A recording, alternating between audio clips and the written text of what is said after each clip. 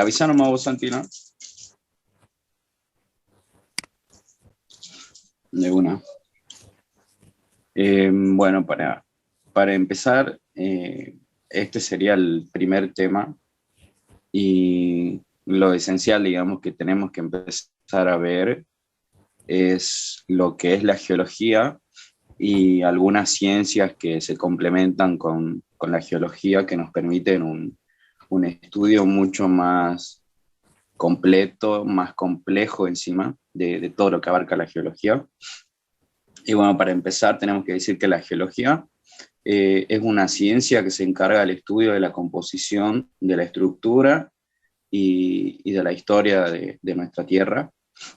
Por lo general, digamos, cuando hablamos de geología en el colectivo, digamos, de la mente de las personas, se les viene a la cabeza así rápidamente decir geología y ya te imaginan, no sé, con un pico y una piedra así en el campo.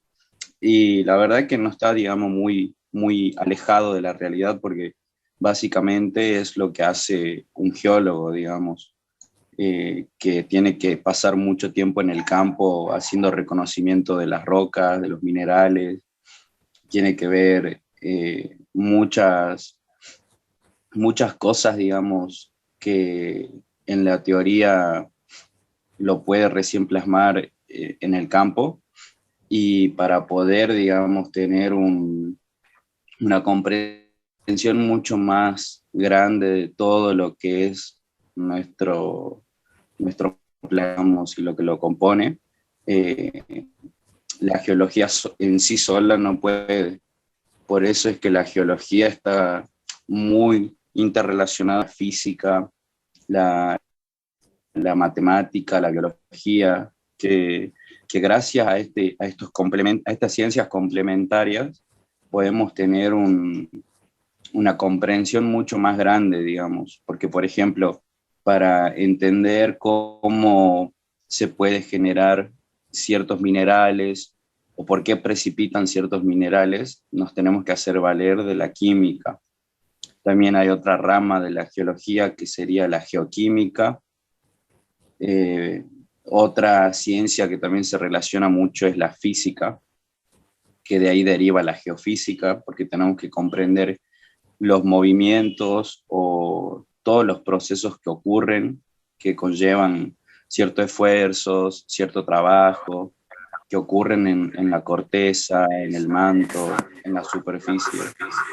Y bueno, ahí tenemos algunas de las ciencias, digamos, que están muy relacionadas con la geología, que como les digo, nos permiten tener una comprensión mucho más grande de todo de todo nuestro campo de estudio, digamos. Obviamente ya el mismo hecho de decir que vamos a estudiar la composición de la tierra, de las piedras, de los minerales, ya supone una complejidad bastante grande. Así que bueno, gracias a estas ciencias que podemos relacionar con la geología, nos permiten llegar a una comprensión mucho más grande, como les digo.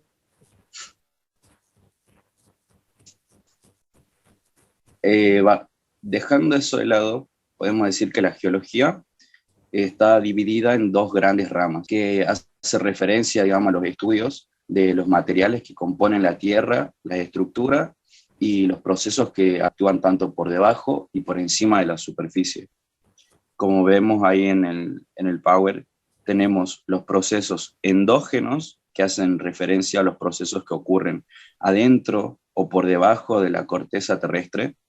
Tenemos procesos como el magmatismo, el metamorfismo, la mineralización, no sé, sedimentaciones de la roca. Son procesos que ocurren adentro de nuestro planeta y por abajo de la corteza terrestre. Por otro lado, tenemos los procesos exógenos, que son procesos que ocurren por encima de la corteza terrestre, que también, digamos, por ahí uno puede llegar a creer que no tienen algún tipo de relación, pero la verdad que estos procesos están muy relacionados y a veces muchos dependen uno del otro. Así que hay que tener en cuenta eso de que el planeta Tierra no es como un sistema aislado que se divide en los procesos que ocurren adentro y en los procesos que ocurren afuera o por encima de la corteza, sino que es un sistema muy complejo que se relacionan todas las cosas que suceden, digamos, tanto como por afuera del planeta, tanto como terrestre e internamente. Que bueno, los procesos más conocidos, digamos, que ocurren eh, por encima de la corteza, tenemos, por ejemplo, la erosión, la sedimentación, la meteorización de las rocas. Así que por la parte de la geología física tenemos todos estos procesos. Después tenemos la otra rama de la geología, que es la geología histórica, que en esta parte hacemos referencia a todo lo que abarca el origen de la Tierra y cómo fue evolucionando, los cambios, digamos, que hubo a lo largo de los millones de años que transcurrieron y de cómo se ordenan los eventos cronológicamente para llegar a tener una comprensión de cómo se originaron las cosas y cómo fueron cambiando y cómo van a seguir cambiando cuando ya ni siquiera existamos acá, digamos. Así que para explayar un poco más, eh, como les decía, bueno, en la parte física tenemos lo que abarca los procesos endógenos, los procesos exógenos, y en la parte de la geología histórica hubo muchas concepciones, digamos, a lo largo de todos los años, en donde cada, como que cada granito de arena iba aportando a una comprensión mayor de lo que era nuestro planeta, cuántos años tenía, o cómo se podía reconocer ciertas características que existían en todo el mundo, pero que hace unos años atrás era como medio descabellado pensar de que todos proveníamos como de un inicio en común, pero bueno, en la antigua Grecia, digamos, uno de los pioneros en hacer observaciones que por más que eran medio aceptadas así como ciegamente, que las observaciones que hacía Aristóteles era como palabra sagrada hace muchísimos años, digamos, en la antigua Grecia. Y, o sea, si bien él lo que decía era que algunas cosas eh, ocurrían porque, no sé, ocurría un terremoto porque la tierra era hueca y entraba aire adentro de la tierra y hacía que el aire se caliente y movía la tierra. O sea, si bien era como medio que no se basaba en muchos conocimientos científicos y empíricos que podía demostrar, ya sentaba un precedente en lo que era el estudio de por qué se movía la tierra o por qué temblaba, cosas así, digamos. Después, bueno, tuvimos como unos discípulos, entre comillas, que eran Xenófanes y Estrabos, los cuales también, digamos, eh, aportaron ideas acerca de los movimientos tectónicos o acerca de los fósiles marinos que se encontraban. Tenían como que una base un poco más comprobable que la que tenía Aristóteles en su tiempo, que bueno, por ser Aristóteles y ser una persona súper reconocida, en ese tiempo se lo aceptaba todo lo que decía. No sé si alguien quiere decir algo. Si no, quería dar una pequeña acotación para redondear la idea. Hola, Sí, Fede, ¿se me Sí, escucha bien? se te escucha. Ah, bien. Bueno, yo me acuerdo que en Paz Descanso Marino nos explicaba de la siguiente forma el tema de la geología. Se la estudiaba como un ser vivo y como si fuese una persona prácticamente. De una persona, cómo se la puede estudiar, tanto su biografía como su historia médica, clínica. Entonces, vos ahí hace la gran definición. La geología física, que estudia todos los procesos endógenos, procesos exógenos, y por ahí daban una acotación de procesos extraterrestres que también te modifican la parte histórica, por ejemplo, el impacto meteorítico modifica tanto la parte física de la Tierra como también su historia. Llámese el caso icónico que es el de los dinosaurios, ¿no es cierto? Claro, Ese era, digamos, nos resumía así el tema de, en general, el estudio de la geología, estudiando la Tierra como una persona, su historia y la parte física. Y en la parte física, bueno, hacia todo las subdivisiones, pero está perfecto, digamos, como lo explicaste.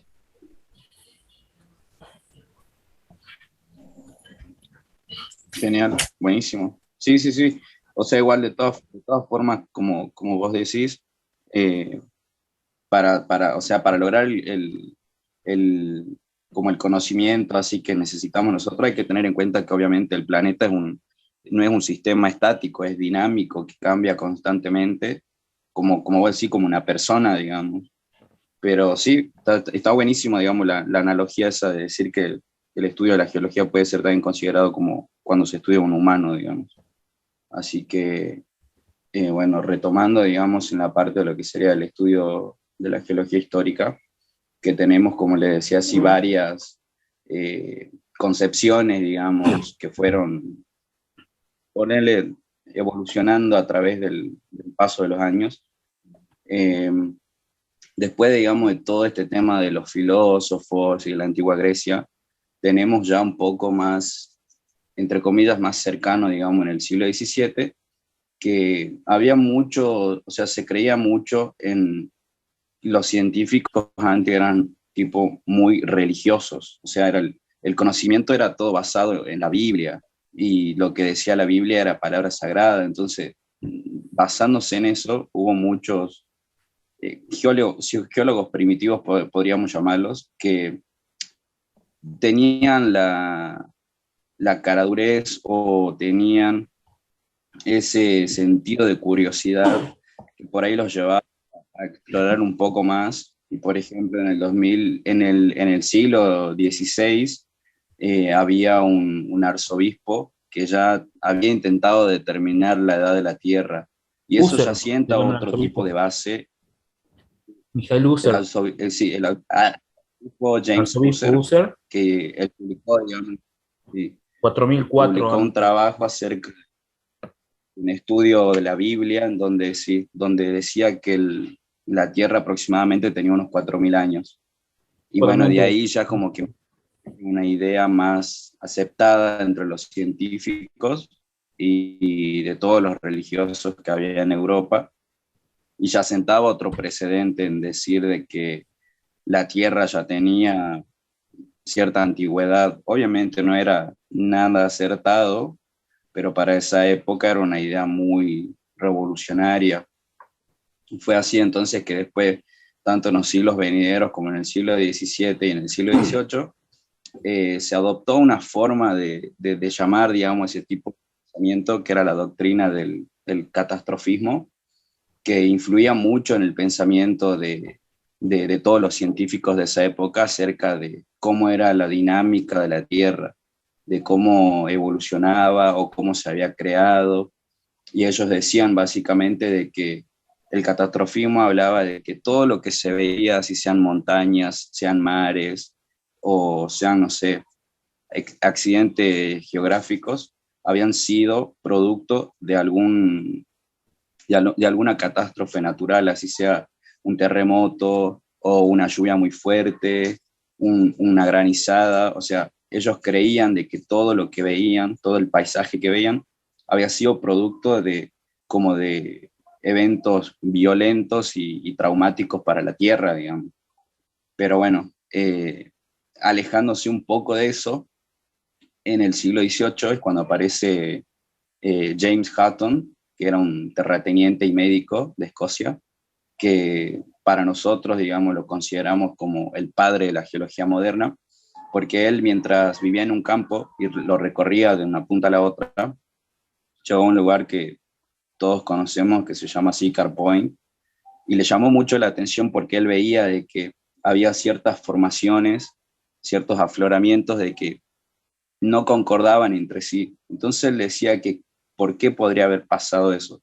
Entonces, estudiándolo, viéndolo por muchísimos años llegó como a la conclusión de que todo lo que veía era un proceso que había llevado miles de años. O sea, todavía no se hacía la idea de millones de años, pero ya hablaba de más de miles de años, y eso como que pateaba el tablero y decía que entonces la Tierra no podía tener 4.000 años como se venía creyendo.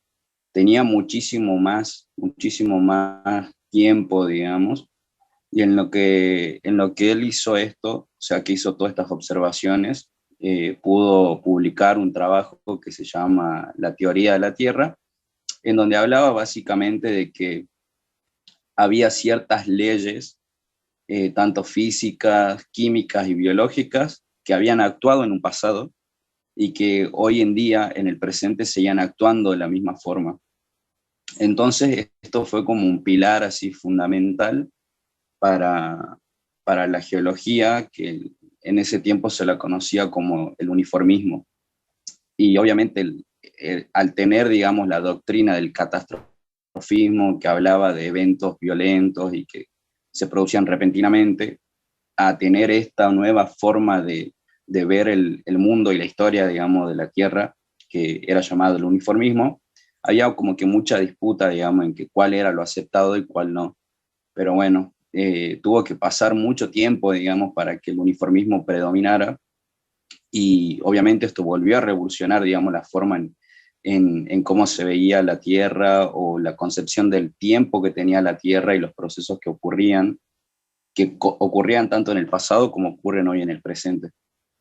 Si bien, digamos, más allá de todo eso, no existía ningún tipo de método exacto, digamos, fiable para decir, bueno, sí, esta roca tiene tantos años o la Tierra tiene tantos años, pero bueno, esto ya sentaba un precedente muy importante que hasta el día de hoy sigue siendo un pilar fundamental de lo que es la geología, digamos.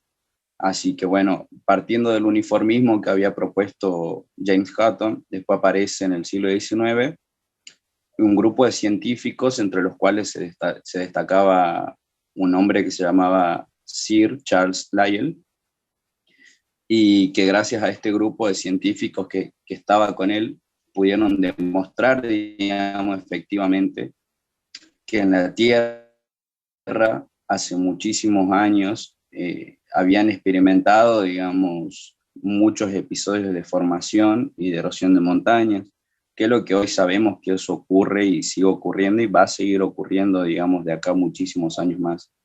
Entonces, ahí ya empezaron a hablar de que existían muchísimos grandes periodos de cambios, en el tiempo geológico que componía la edad de la Tierra.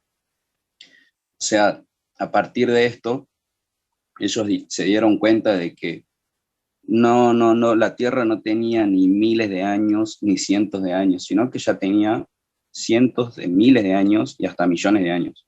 Si bien todavía no contaban con un método de datación exacto y preciso, al tiempo, obviamente, se logró descubrir la radioactividad, que fue un, un mecanismo y un salto muy grande que por suerte logró, digamos, ayudar a lo que es el tema de la datación de rocas, que para nosotros en la geología es algo que es una herramienta que sirve muchísimo, porque gracias a eso podemos determinar la edad exacta, la edad numérica de una roca, y no estar aseverando o estar adivinando el tiempo que tiene cada roca, y por ende la edad de la Tierra, digamos, exacta. Así que basándonos en esto y en todas las concepciones históricas que fueron pasando, que fueron evolucionando, se llegó a determinar de que la escala o sea, para estudiar la Tierra y todo lo que la componía, todo el tiempo, todos los eventos que habían ocurrido, había que hacerlo de una manera cronológica, porque no tiene sentido estudiar eventos aislados de diferentes puntos si no sirven a un bien común o un bien más grande, que es el comprender cómo se formó o por qué se formó, o por qué no en todo el planeta no se ve lo mismo, o por qué sí.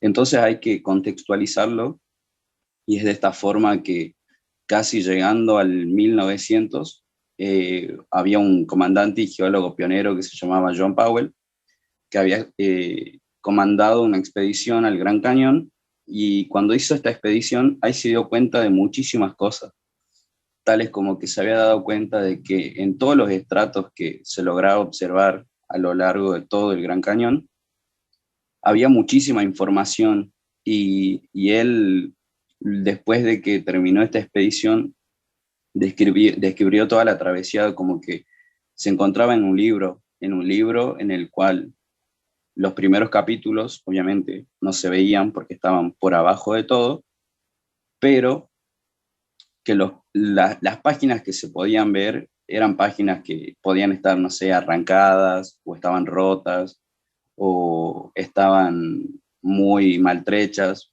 pero que con las pocas páginas que se lograban ver, servía muchísimo, digamos, para ir armando una cierta especie de escala o de cronología de los eventos que ocurrían, para tener una comprensión mucho más grande de todo lo que abarca y lo que significa la formación del Gran Cañón. Entonces, digamos, él después de esto hace que sea imperativo, digamos, el hecho de situar todos los eventos en orden cronológico, porque si no, no tiene sentido estudiar, como les digo, un evento aislado que no lo puedes contextualizar y no te sirve de nada para lograr una comprensión mayor de todos los eventos.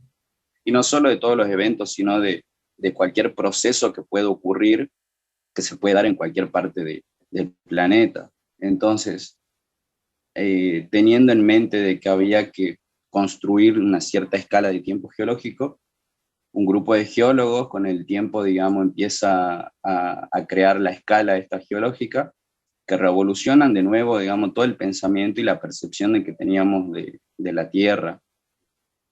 Se dieron cuenta de que era muchísimo más antigua de lo que se creía, y de que todo lo que ocurría en el interior como en el exterior cambió en el pasado y va a cambiar todavía en el día de hoy y en un futuro.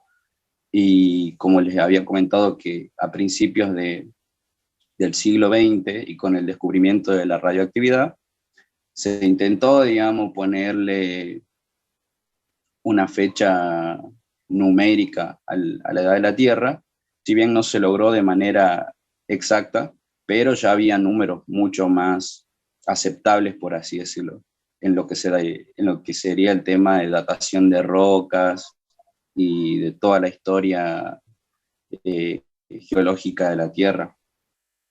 Entonces, creando esta escala geológica, surgían también otros tipos de problemas, o había cierta incertidumbre en cómo hacerla, porque si bien no existían métodos que sean tan precisos, se valían de muchas cosas tales como la observación de ciertos colores o de ciertos fósiles que se encontraban, y todo esto hace referencia a una datación relativa. Entonces, al tener este tipo de datacipios o leyes, para que sea lo más acertada posible. Y es de ahí entonces que tenemos los primeros principios o leyes fundamentales de lo que es la geología, que la conocemos como hoy en día, que entre los cuales tenemos primero, y la más importante, que es la ley de superposición, que fue presentada, podemos decir, por Nicolás Steno, que era un geólogo y un anatomista, y que fue reconocido como el primero en descubrir que había una secuencia de acontecimientos históricos en un afloramiento de capas de rocas sedimentarias. Lo que Steno explicaba, digamos, con esta ley de la superposición, decía que una capa de roca sedimentaria que no estaba deformada, se podía observar que los estratos que estaban por abajo de todo eran los estratos más antiguos, y que todo lo que se encontraba por encima eran estratos mucho más jóvenes. Entonces, esa era una de las primeras percepciones, digamos, en las que nos decía de que todo lo que estaba abajo era más antiguo que lo que estaba arriba. Y entonces podíamos decir de que si encontrábamos un fósil, no sé, en la parte inferior de una capa de estratos, todo lo que esté por encima de esos fósiles va a ser mucho más joven que el mismo fósil. Y partiendo de eso también, no solo presentó esta ley o este principio, sino que también presentó o introdujo el principio de horizontalidad original, que decía que si observamos a los estratos que se encuentran de manera horizontal y que no tengan ningún tipo de perturbación, y cuando digo perturbación me refiero a que tengan deformación o que estén inclinados, si no presenta ningún tipo de este tipo de perturbaciones, quiere decir que todo el proceso que ocurrió en el periodo de depositación de estos estratos no tuvo ninguna interrupción. Por lo tanto, conservan su horizontalidad original. Combinando estos dos principios, que son los primeros, podemos decir entonces que todos los estratos que se depositan de manera paralela y horizontal, cuando vamos a estudiarlos, vamos a decir que todos los estratos que están en la parte inferior, digamos, de la capa de los sedimentos, va a ser mucho más antiguo que todo lo que se encuentre por encima. Esto es combinando los dos primeros principios. Después tenemos otro tipo de principios que es el principio de intersección o de relaciones de corte, que esto hace referencia a cuando ya tenemos una serie de capas que están sedimentadas y que observamos de que puedan haber cierta falla en el medio de esas capas, o que haya un cuerpo intrusivo de lava, o que haya una intrusión de algún dique. Eso significaba de que todo lo que se encontraba intruido o que cortaba los estratos, eso era mucho más joven que todos los estratos en sí mismos. O sea, si tenemos una capa de 5 estratos y luego vemos de que hay un cuerpo magmático que está abarcando a 3 de esos, podemos decir de que los 5 primeros estratos se depositaron de manera normal, o sea, que mantuvieron su horizontalidad, que el que está por abajo es más antiguo que todo lo que está por encima, pero la intrusividad, digamos, que está abarcando los cuerpos es mucho más joven que todo lo que pasó antes, que toda la sedimentación antes. Entonces, ahí como que todos los principios empiezan a tener cierta coherencia y nos llevan a una interpretación de todo lo que podemos llegar a ver en un afloramiento. Esto obviamente hace a todo lo que es la datación relativa, porque acá no estamos hablando de números exactos. Después también tenemos otro tipo de principio que habla de las discontinuidades estratigráficas, que las discontinuidades representan un periodo en el que la sedimentación de las rocas no fue de manera continua. Esto quiere decir de que hubo un periodo en el que no estamos teniendo toda la historia completa, sino que hay un periodo que se perdió, que puede haber sido por erosión o algún otro tipo de deformación de la corteza, que puede haber hecho de que se detenga el proceso de sedimentación, se erosiona y se pierde, digamos, tiempo. Este tipo, digamos, de pérdida de tiempos se la diferencia también dependiendo la forma que presentan. Tenemos 3 formas de ver, digamos, este tipo de discontinuidades. La que más conocemos, que si bien es la más conocida, pero es la menos habitual, que es una discordancia angular, que la discordancia angular hace referencia a que un grupo de rocas que está inclinado, encima de este tipo de rocas que está inclinado, se reposan, digamos, los estratos que son más horizontales o más planos y son mucho más jóvenes. Y lo podemos ver, o sea, como fuimos a ver en los afloramientos que vimos en el cerro, y se nota, es muy notorio de que hay muchos estratos que están inclinados y por encima se ven estratos que están horizontales. En esa zona se llama discordancia angular, que es como le digo, o sea, una zona en donde todos los estratos, si nos seguimos basando en los principios, todos los estratos son horizontales. Pero ¿qué pasa? Puede haber ocurrido algún proceso de deformación que hizo que se inclinen y a la vez que se inclinaron, se erosionaron. Se detuvo el proceso de sedimentación, se erosiona y luego vuelve a activarse ese proceso de sedimentación y se depositan sedimentos de manera horizontal nuevamente. Entonces ahí no sabemos cuánto tiempo puede haber pasado, que cuánto tiempo se perdió, digamos, en ese tipo de discordancia. Pero bueno, después de eso ya nos valemos del estudio de la roca en sí mismo, que hace referencia a la datación absoluta. Otro tipo de discordancia tenemos las paraconformidades, que son las más comunes, o sea, es la que más existe en todos lados, en todo el planeta, pero que son mucho más difíciles de interpretar, porque en la paraconformidad, si bien hay un periodo también que no se observa de tiempo, pero en la paraconformidad la erosión es mucho más leve, o sea, no es una erosión muy notoria, que se vean que hay picos que suben, que bajan de roca erosionada, sino que es una erosión mucho más leve, podemos decir. Y el problema también que presenta es que todos los estratos que se encuentran por encima de esa línea imaginaria que trazamos, los estratos que están tanto por arriba y por abajo, son estratos que son muy parecidos en color o en composición, y eso nos hace dudar mucho.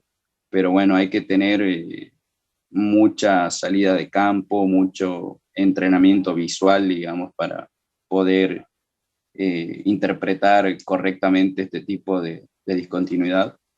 Pero bueno, y por último tenemos la inconformidad, que es cuando tenemos una ruptura, por así decirlo, en donde se separan lo que son las rocas ígneas, las rocas metamórficas, y estos dos tipos de rocas se separan también de los estratos de rocas sedimentarias jóvenes.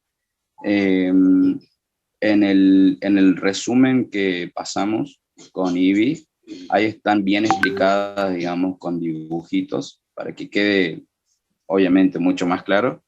Está explicado con los dibujitos lo que sería cada una de este tipo de discordancias, porque hay que verlas, digamos, porque si no, a veces son medio difíciles de interpretarlas, pero bueno, Esto es lo que esas estábamos son. diciendo, de que por ahí si hubiesen pasado más diapo, hubiese estado más piola, digamos. Porque, o sea, está A ver, pasa espectacular ahí. lo que estás dando, digamos. Y, y bueno, no estamos imaginando las cosas. Sí, sí, sí, igual acá creo que en la diapositiva no están las imágenes, digamos, pero en el resumen que ya lo pasó Ivy al grupo, ahí están, digamos. Chicos, ¿se ve o no lo que estoy compartiendo? Sí, sí se ve, sí se ve. Lo del principio de realidad y eso. Seguís por la duda en el PowerPoint. No, seguís en el primero.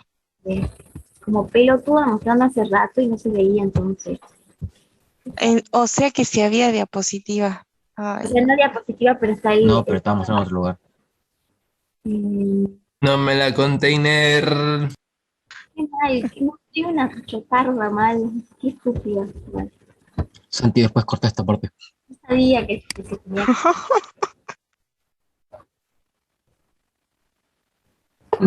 Esto en internet, sí, como saben.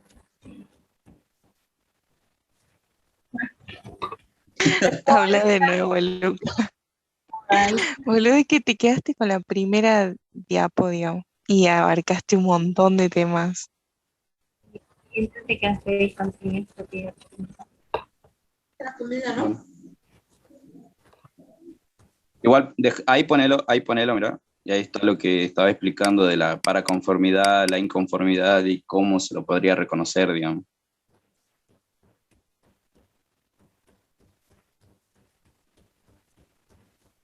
Y bueno,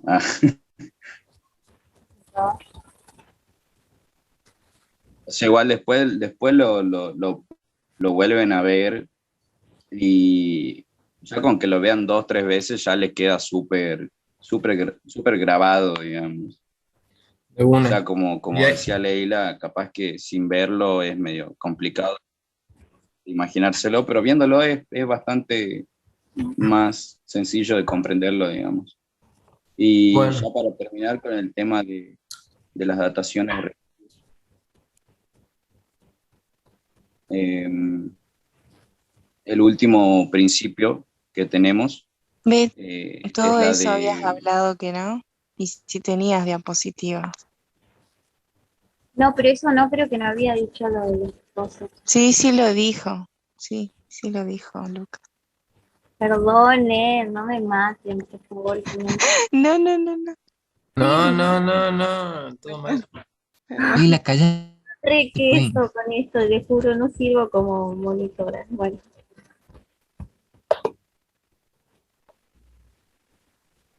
Bueno, igual ya para terminar, digamos, y ahí ya muestra lo que continúa Davy. Lo último que nos quedaba era el principio de sucesión faunística de la flora y fauna, que esto hace referencia a los fósiles que podemos encontrar en los estratos de rocas, que son, o sea, en su tiempo permitían un conocimiento o un grado de cronología mucho más aceptado o como que mejor que simplemente ver y decir, ah, bueno, esto está abajo y es más antiguo, lo que sea, basándonos, digamos, en los fósiles, tanto como de plantas o de animales, podíamos separarlos en cuáles eran fósiles índice o guía, que estos eran tipo fósiles que únicamente habían aparecido y nos guiaban, que cuando encontrábamos estos fósiles en ciertos estratos, ya sabíamos de que estos fósiles eran de tal año de la prehistoria o del tiempo cronológico, mejor dicho, y ya nos introducían o ya nos llevaban a una comprensión mayor, digamos, del tiempo que estábamos observando en todas las capas de los estratos, digamos.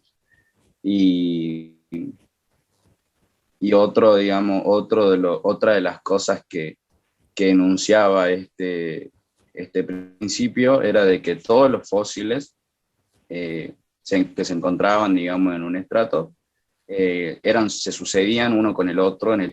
Todos los fósiles que se encontraban siempre van a estar depositados, o sea, basándonos en los primeros principios. Todos los fósiles que se encuentren en las zonas inferiores de los estratos van a ser obviamente mucho más antiguos que los fósiles que se pueden llegar a encontrar en una zona más superior de las capas de los estratos. Y este como que termina de englobar todos los principios, el principio de superposición, el de horizontalidad original, de relaciones de corte, las discontinuidades, y este es como que ya termina de englobar todo, y es la datación relativa. Bueno, como decía Lucas, que hablaba de los estratos y de los fósiles, que era una forma para reconocer y armar un poco el tiempo geológico, se armó una tabla cronoestratigráfica, que la cual esa está armada respecto a lo que es la datación absoluta y la datación relativa. No sé si se acuerdan, en uno de los prácticos nos hicieron buscar lo que era la cronoestratigráfica y geocronoestratigráfica. Esas dos divisiones nos ayudan a poder discernir en qué estudios o qué conocimientos se basa lo que es la relación relativa y la datación absoluta. Por ejemplo, cuando hablamos de una división geocronoestratigráfica, para que en esta creo que estaba acá, no sé por qué está ahí, bueno. Por ejemplo, si hablamos de las unidades cronoestratigráficas, son aquellas que se van a basar en todos los estudios basados en datación absoluta, que es lo que incluye lo que es la radiometría. Y en la datación relativa se va a basar la información a bases de principios de superposición original, horizontalidad, discontinuidad y todos los principios que ayudaban a poder hacer un orden cronológico antes de que se descubriera la datación radiactiva. La datación radiactiva fue descubierta en 1905, creo, por Perry y Mary Curie, y se comenzó a poner en práctica recién en el 1904. Esta datación radioactiva se basa primero en un átomo, que como lo habíamos visto en química, el átomo está compuesto en el núcleo, por lo que son los neutrones y los protones con carga positiva, y en el exterior, en lo que son los orbitales, está compuesto por los electrones. ¿Cómo se llama? Ahí no me sale el nombre.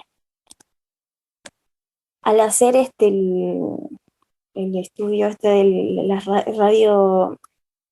radiométrico, se comenzó, es un estudio por el cual el átomo, los neutrones suelen tener una propiedad en la cual se van, uy, la concha, bueno, no importa, ya pasa.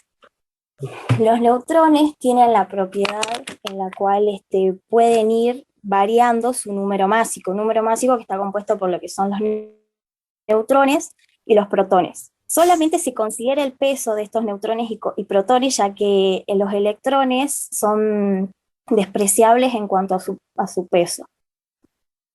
Cuando un isótopo inestable, que se caracteriza por tener enlaces no muy fuertes, se comienza a desintegrar, pasa a ser el núcleo de otro átomo estable.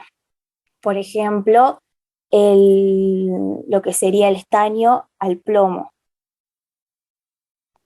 Cuando esta desintegración se tarda una vida media. Claro, sería una vida media que se trata de una desintegración. Esta desintegración nos sirve para poder datar las rocas. Por ejemplo, nosotros, en esta desintegración, no sé si me permite anotar. Si querés decirlo, Fede, Ivana, ¿Qué? dice Fede que si te animás a explicarlo así como una acotación, Fede, decilo. Pasa que tengo bajito el internet, no sé si me escucha bien. Sí. Sí, se te ¿Me escucha bien? escucha. Bueno, vos en el núcleo, imagínate, vos tenés cargas opuestas, se atraen, cargas iguales se repelen. Vos en el núcleo tenés los protones con carga positiva, se tienden a Sí. repeler, ¿verdad? Pero existe otra fuerza en la naturaleza, que es la fuerza nuclear, que es la que mantiene unidos, ¿no es cierto?, los núcleos atómicos. Cuando esos núcleos atómicos vos tenés demasiada carga nuclear, llámese un excedente de neutrones, por ejemplo, vos tenés protones, neutrones, en desequilibrio, se tiene varios neutrones. Entonces se vencen las fuerzas nucleares y ganan la fuerza de repulsión. Y eso es lo que da lo que se llaman los isótopos, que tienen diferente número de neutrones, pero lo que siempre le da la identidad al átomo es el número de protones, que es el que condiciona la coraza de electrones que está dando vueltas y que da el número de valencia, las propiedades químicas que ya sabemos, pero el núcleo es el que concentra la mayor parte de masa del átomo. Cuando hay inestabilidad en el núcleo, se desprenden partículas y esas partículas son las que después se estudian para saber si van teniendo un decaimiento radiactivo que se llama. No sé si... Gracias me por, explico. Sí, sí quedó clarito. gracias por explicar esa parte, porque a mí, por ejemplo, eso me costaba entender, digamos, de dónde venía. Entonces, en lo que acaba de acotar Fede, que a través de Sí, ese y el tiempo de vida media lo vimos en matemática. no me acuerdo. Sí, que básicamente era que decía, por ejemplo, el tiempo de vida media que de tal elemento que es de 5.000 y algo millones de años, quiere decir de que transcurrido ese tiempo le queda la mitad de la cantidad que tenía inicialmente. Eso.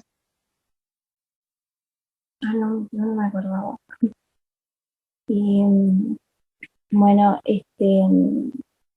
por ejemplo, el estudio radiométrico sirvió como un gran avance como para poder buscar la fecha exacta en la que se sucedió los hechos geológicos. Entonces, cuando nosotros vamos a la tabla, que recién estaba mostrando la imagen abajo, tenemos la parte que es la cronoestratigráfica y geocronoestratigráfica. En esta parte. Es como que las dos son las equivalencias.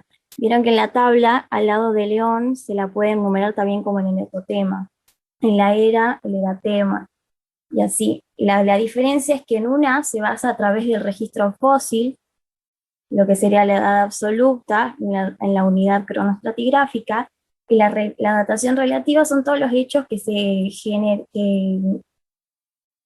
los sucesos geológicos que se establecen a través de los principios.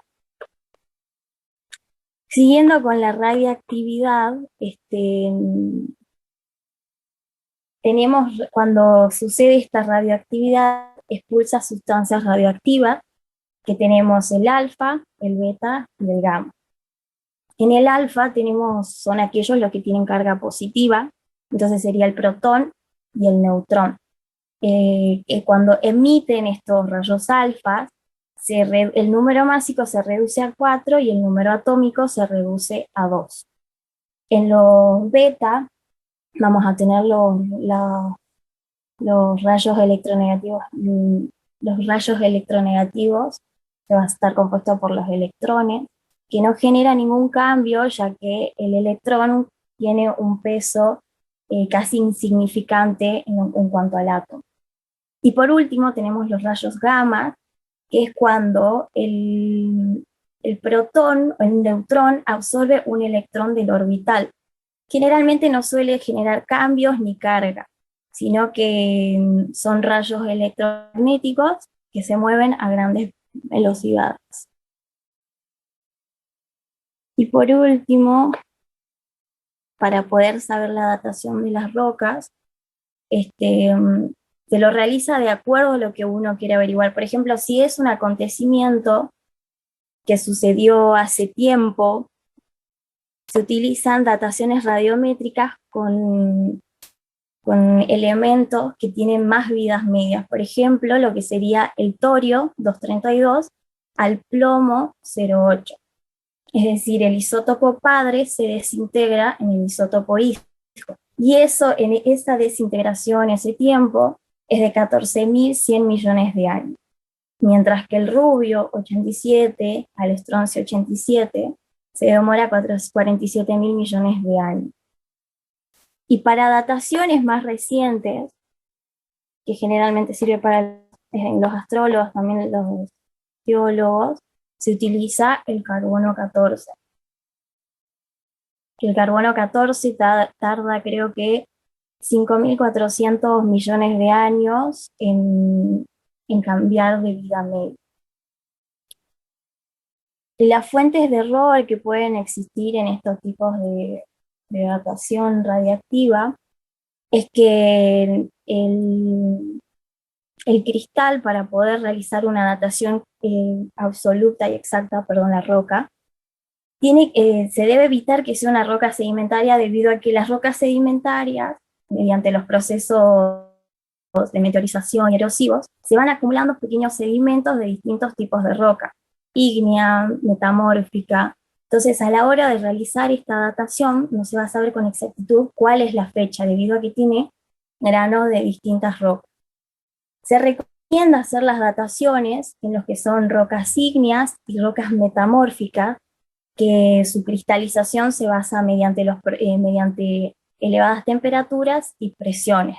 ¿Por qué? Porque para poder realizar el estudio, se debe hacer desde el momento en que la roca cristaliza originalmente. O sea, si yo tengo una roca ígnea, desde ese momento tiene que estar en un sistema cerrado, es decir, que pueda entrar energía y que pueda salir, que entre material sin que el material pueda salir.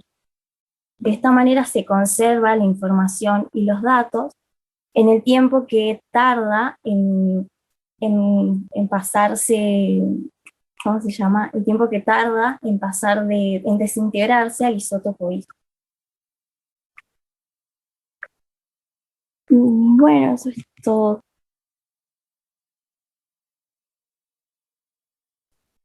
¿Y bien? Sí, Corregiría ahí la vida tiempo de vida de medio del carbono 14 de 5.500 años. Por eso solo se usa en arqueología y no en geología. ay, En arqueología. sí, Sí, se lo usa más que nada para tratar momias, artefactos. Ah, mira vos, arqueología.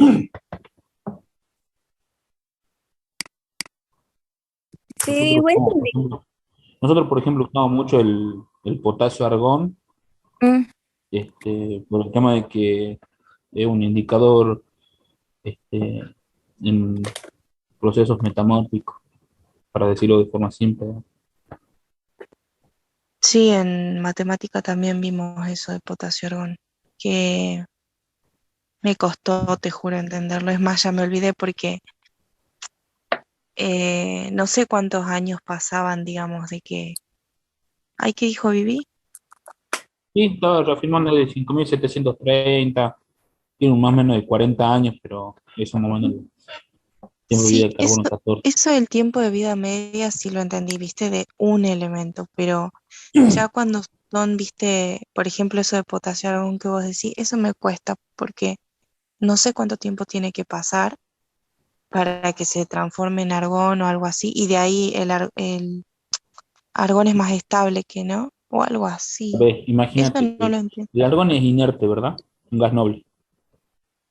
Sí, ¿Te va a formar minerales? no, Entonces, ¿y el potasio te forma minerales? El el nitrato potasio, potásico, pues. sí, el potasio sí. Bueno, y si se está desintegrando de potasio a argón, entonces ese es el indicador que te da la formación de ¿cómo mineral. FD? Porque eso también no, como que me costó un huevo entender eso de la teoría. O sea, a grandes rasgos te indica tiempos de metamorfismo, ¿sí? Sí, Vos tenés que el potasio tiende a desintegrarse a argón. El argón es inerte, entonces no se va a encontrar en las estructuras cristalinas de los minerales. O sea que si vos encontrás argón ahí cuando haces datación en roca, quiere decir que ha tenido un proceso metamórfico. Y eso te va indicando. No sé si me mm, explico. O sea, sí, me va a decir, O sea, si yo no, encuentro argón, me va a decir que pasaron una banda de años, digamos. sí, te va a decir O- cuántos años ha pasado desde que ha cristalizado el potasio. Una vez que cristalizó el potasio, empezó a producirse argón. Entonces, esa es la sí, relación isótopo hijo y isótopo padre, y te va a dar el tiempo de metamorfismo. ¿Por qué el metamorfismo? Porque lamentablemente no te da edades demasiado certeras, pero sí te indica episodios de metamorfismo. Eso se usa mucho, por ejemplo, para saber cuántas veces se elevó o se profundizó la corteza. No sé si me explico. sí, sí, sí, te Se va explicas. a profundidad y en profundidad se van informando minerales.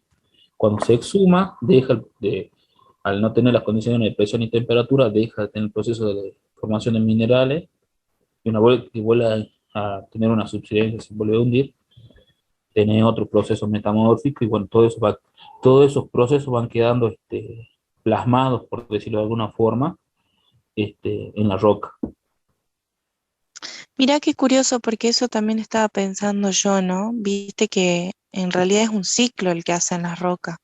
Ahora la encontramos en la superficie, pero vaya a saber cuántas veces estuvo como roca ígnea o no, esa misma, no sé si la Vos te misma pones a roca, pensar pero... Si vos haces el pensamiento que vos estás haciendo, Ah, no habría forma de calcular la edad de la Tierra. bueno, por eso era lo que estaba Por pensando, eso digamos. se Mm, utilizan las condritas, ¿las meteoritos, qué? meteoritos o rocas lunares. Para datar la Tierra. Para datar la Tierra justamente porque Claro, porque, vos claro, hablas porque de la si acreción uno estelar agarra, ah, y ahí sí, cuando se formaron los primeros protoplanetas, ¿no es cierto? Los relictos, los remanentes de ese bombardeo cósmico que hubo al principio, esos pedazos se han enfriado justamente en las condiciones del espacio y el proceso que hay acá en la Tierra es universal, y en el universo se forman minerales. Ahí también se han enfriado porque eran magmas, se han enfriado y han formado cristales, cristales de olivino, hierro nativo, pero formaron minerales. Y esos minerales tienen su impronta radimétrica también. claro, claro, entonces sí me parece lógico entonces, porque si usábamos, digamos, para datar la Tierra, utilizar lo mismo que se encuentra en la Tierra, es como que mucho no te iba a ayudar justamente porque las rocas tienen ese ciclo, digamos. Ahora están arriba y después de millones de años van a volver abajo, se van a volver a fundir, se van a volver a subir a la superficie y así. Entonces sería como que medio imposible calcular. Sí, sí, sí, roca enteramente de la formación de la Tierra no hay. Hay muy Claro, cercanas, digamos, por ejemplo, los cratones, los centros orogénicos sí, antiguos, que sí, obviamente ya están erosionados, metamorfizados porque le pasó todo el paso del tiempo encima, pero sí, ahí sí vas a encontrar rocas que te evidencian, por ejemplo, los primeros protozoos y todos los demás, todos los organismos unicelulares que aparecieron al principio, mm, aparecen ahí, dice el precámbrico, no sé si justo está ahí sí, la columnita. sí, el precámbrico, sí, sí. Bueno, esto está bueno, chicos, entonces, porque, bueno, estaría bueno, Ivy, porque a mí también me cuesta esto, lo de la datación, Claro, y eso bueno, encima, Philly, ¿te acordás que no lo explicó muy